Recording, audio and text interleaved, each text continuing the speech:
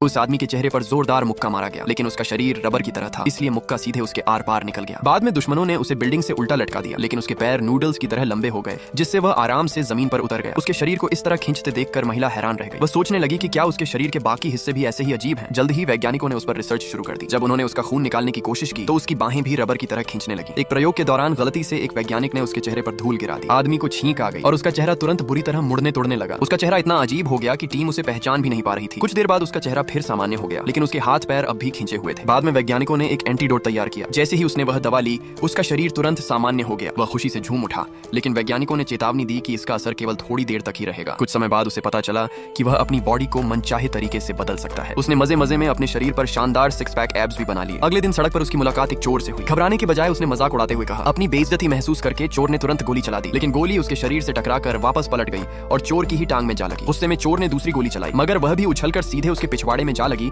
और वह दर्द से जमीन पर गिर पड़ा। इसके बाद पुलिस ने उसे गिरफ्तार कर लिया। बेस पर लौटने के बाद कप्तान ने आदमी को एक नया मिशन दिया। उसे एमी नाम की एक खतरनाक महिला को पकड़ना था, जिसने कई कलेक्टर्स और म्यूजियम्स पर हमला किया था। उसी समय एमी एक गुप्त सौदा पूरा कर रही थी। उसने एक डिब्बा खोला जिसमें सोने का एक कीमती कटोरा रखा था। हल्की मुस्कान के साथ वह वहां से निकल गई। तभी फ्लैश वहां पहुंच गया। उस आदमी ने सामने आकर चोरी किया हुआ सामान वापस मांगा, लेकिन एमी के पीछे खड़े एक डरावने जानवर जैसे जीव ने अचानक उस पर हमला कर दिया और उसे दूर फेंक दिया। फ्लैश ने तुरंत जवाबी हमला किया, मगर वह दैत्य उसे उठाकर सीधे एक लैंप पोस्ट से दे मारा। इस मौके का फायदा उठाकर एमी अपनी कार में बैठकर भाग निकली। आदमी तुरंत उसके पीछे दौड़ा और अपना हाथ लंबा करके कार के पीछे वाले बम्पर को पकड़ लिया। एमी ने एक्सीलेटर पूरा दबा दिया, लेकिन कार के पहिए घूमने के बावजूद गाड़ी 1 इंच भी आगे नहीं बढ़ पाई। तभी आदमी ने देखा कि पास में एक व्यक्ति घायल हो गया है, इसीलिए उसे मजबूर होकर कार छोड़नी पड़ी। जैसे ही उसने पकड़ छोड़ी, एमी की कार बेकाबू हो गई और कई गाड़ियों से टकरा गई। हालांकि आखिरकार एमी को गिरफ्तार कर लिया गया, लेकिन उसने चुपके से एक पुलिस बैज चुरा लिया। उस बैज की मदद से उसने अपनी हथकड़ियां खोल ली और एक बार फिर फरार हो गई, और उसी के बाद उस आदमी को गिरफ्तार कर लिया गया।